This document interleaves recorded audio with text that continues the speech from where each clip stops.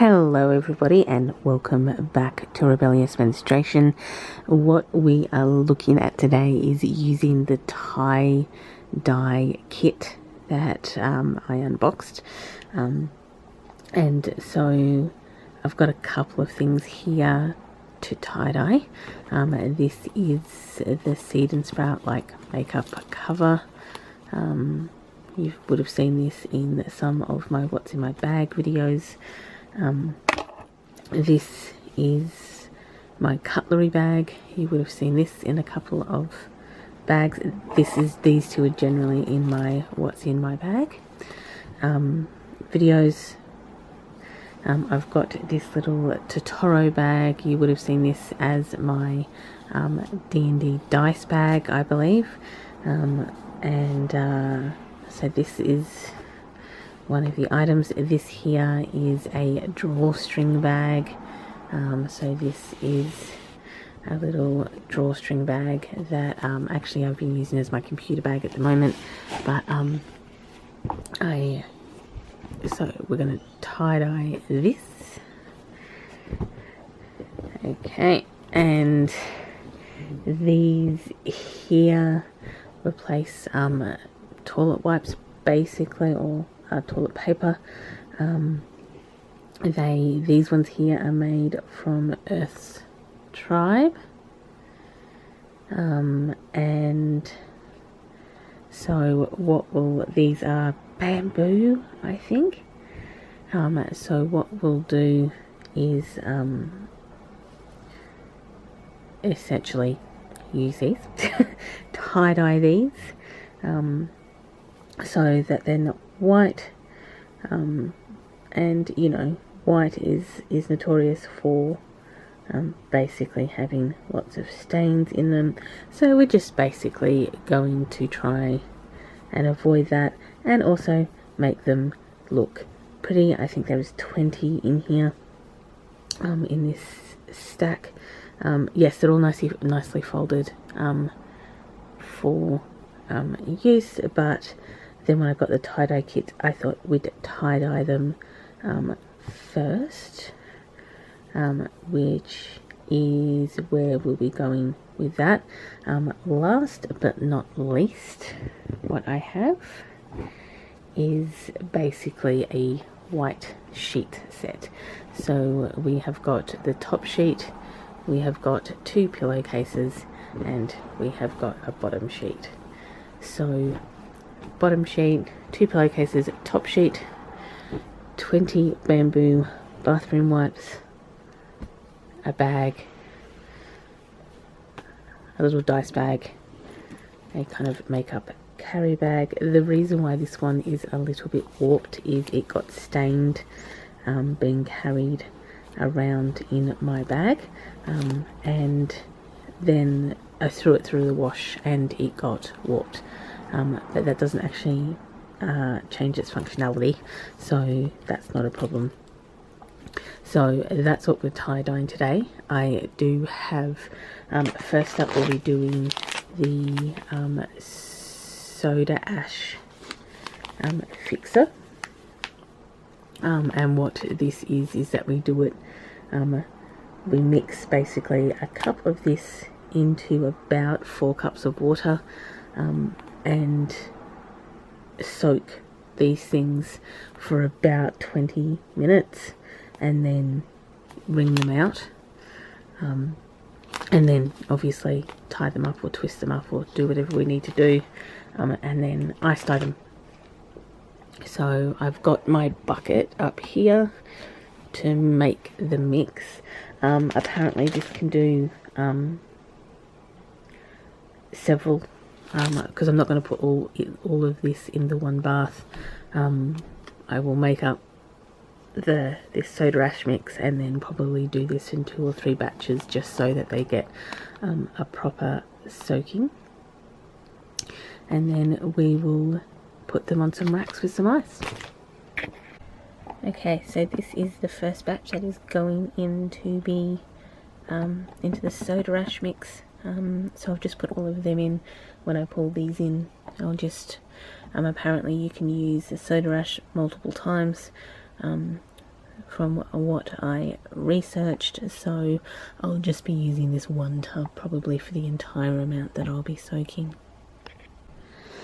Okay, now that these are out of the soda ash bath, and I've put the next kind of lot into soak, I'm not too sure if I'm going to be able to do the top sheet and the bottom sheet in this kind of round of ice dyeing, but we'll see how we go. So now that these are all out, we can actually start kind of making design patterns. Now this has a couple of things. You can just scrunch them up, and I'm just going to move this out the road and just kind of put them on here like this, because this will be a way to, you know, get the dye all over the place, or in different patterns, and then you can obviously put the ice over this and do it that way. The other way to do it is to do it like this, so you kind of have the roundness. I'm not very good at this one, but and you can do it like this, and so you have more of a kind of circular pattern, and then use your rubber bands to tie it up, which I'll open now. And so once you've kind of put it in this kind of thing, you can put the rubber band around it to kind of keep it in this circle like that, and then the other way is you can start kind of tying it up in different patterns to then make it dye this way to give you more interesting patterns. So this is so I'll probably do it in all of the different ways, just to give different patterns. I mean, it's gonna get different patterns across it anyway, solely based on the fact that even if I scrunch them all up and put them in the ice, they're going to get different patterns on them anyway. So it's not going to be, I think, a problem of getting different patterns on it, but this just gives it a different place to be, I guess. You know, it's going to be interesting to see how these all turn out, but essentially that's the different ways of doing this to actually get different tie-dye patterns, even though you're going to get different tie-dye patterns because we're ice dyeing anyway. So I'm going to get on with this. I'm probably not going to film me doing the rest of these, otherwise this video is going to end up, you know, an hour long, and we don't want that.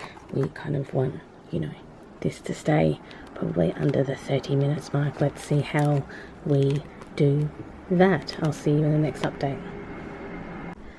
Okay, so this is everything ash dyed and kind of like, I guess, tied up to be in a pattern, or just left to be melted on, I guess.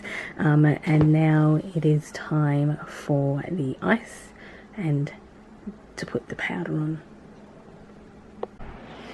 Okay guys, now that we are covered in ice, we are going to put some dye on. I've got a metal spoon here. Use either metal or plastic. Do not use natural fibered dyes natural fibered spoons like wood or bamboo, because this is not good for it. So first up, I'm just going to put a bit of yellow through. Okay. Spoon is too big for this, so we'll just use the other end.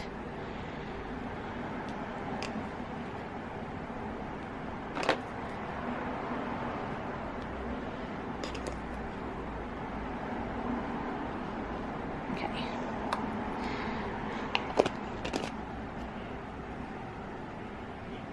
This is the turquoise colour.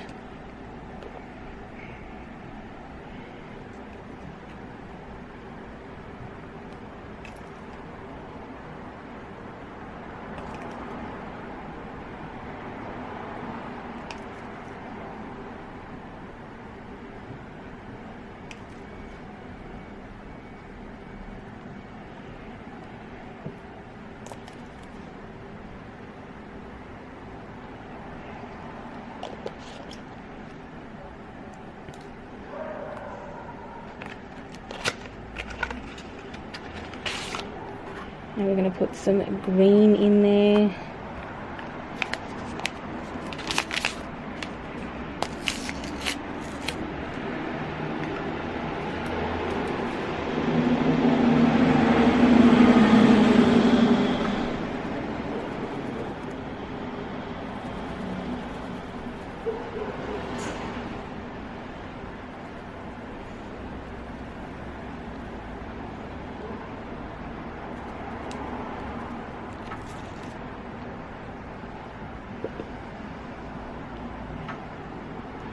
And then we're going to put some fuchsia in there.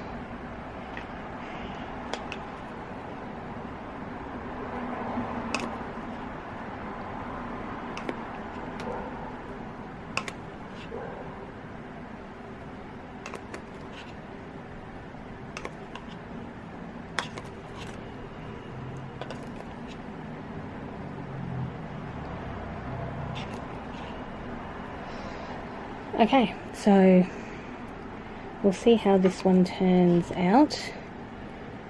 Hopefully pretty good. And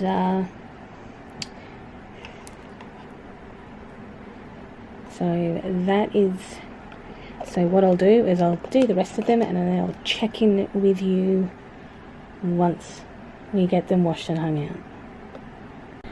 Okay, just to give you guys more an idea of what I have done, this is the one that you saw me do, and this is the one that I've just done.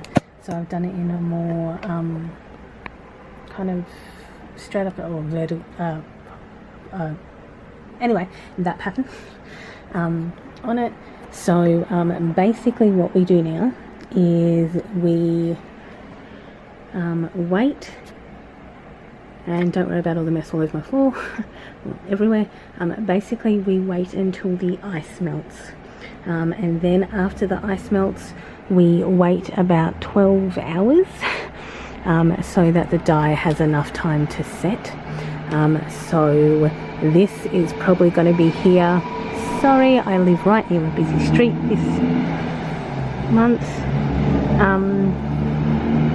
So this will be left probably for the next 48 hours, and then we will wash it and dry it.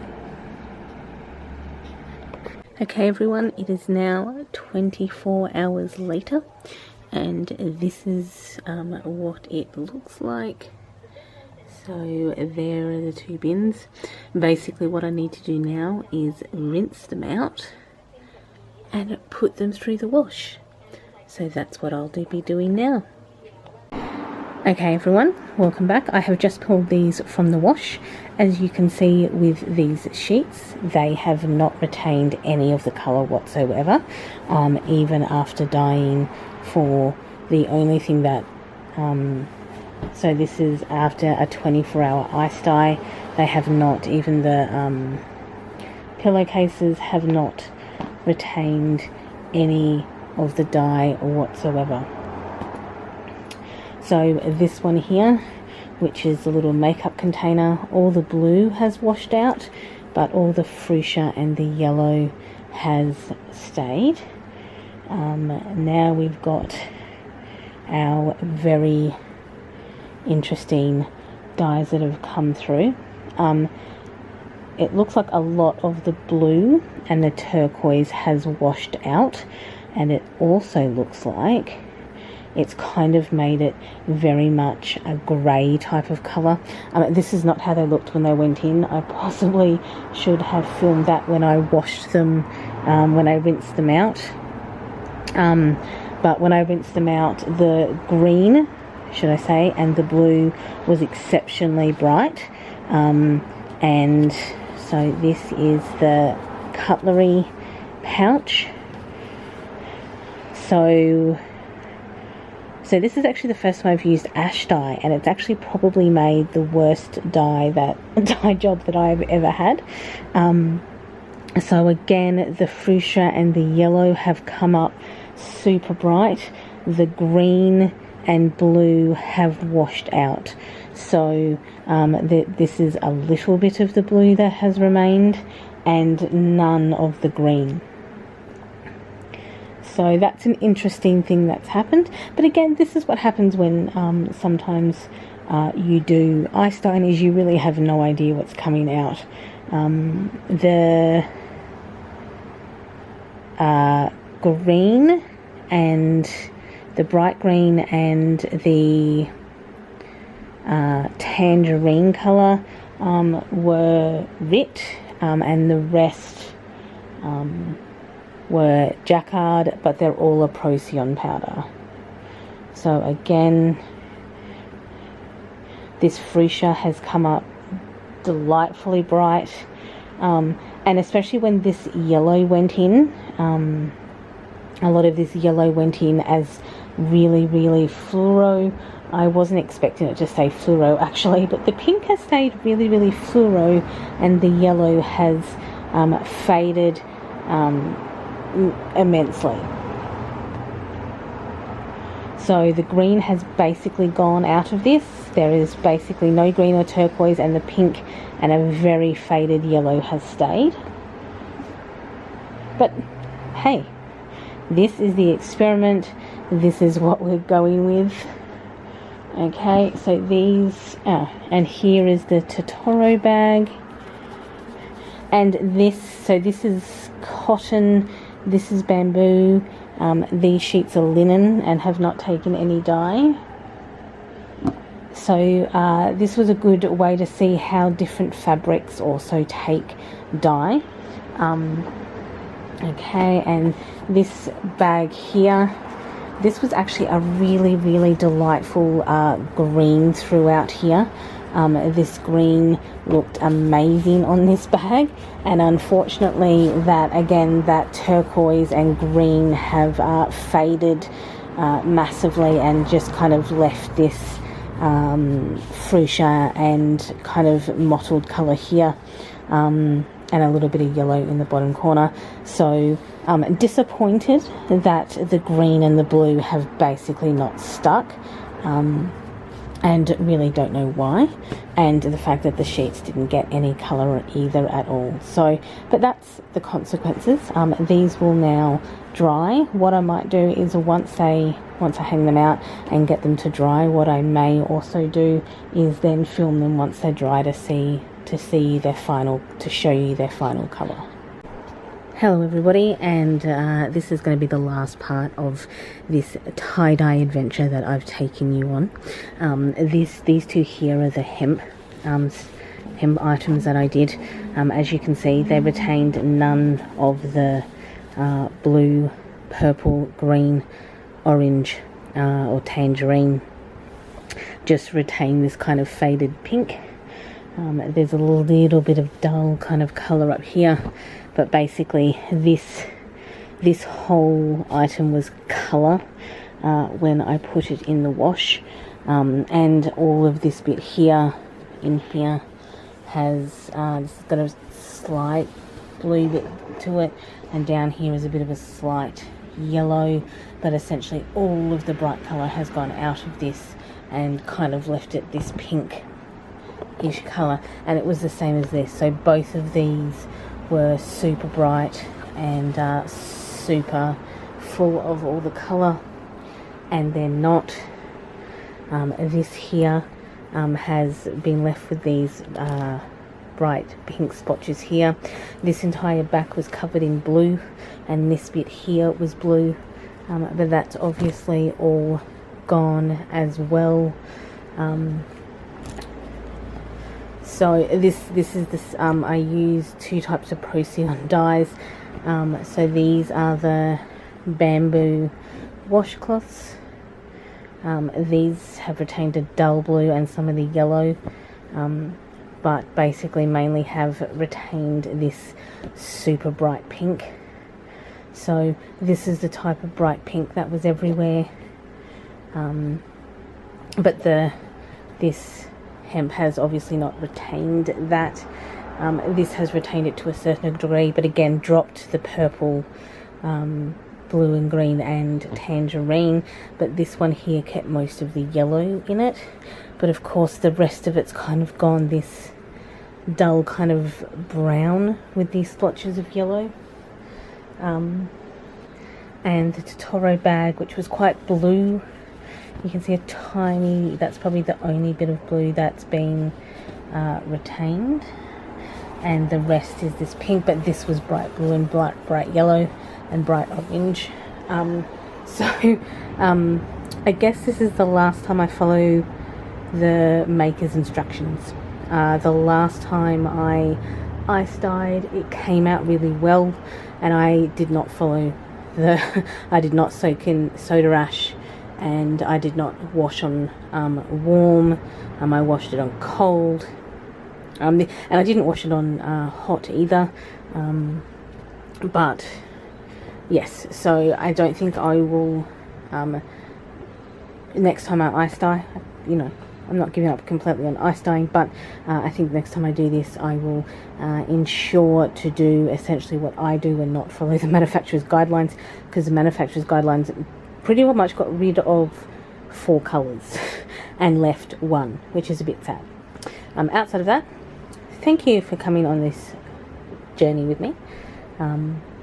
Most of the dye is coming out of my hands now, but you'll probably see the dye in the next couple of videos. But hey, that's sometimes what happens. Outside of that, thank you for watching. Enjoy your morning, afternoon or evening, depending on where you are in the day. And I'll catch up with you in the next video. Bye everyone.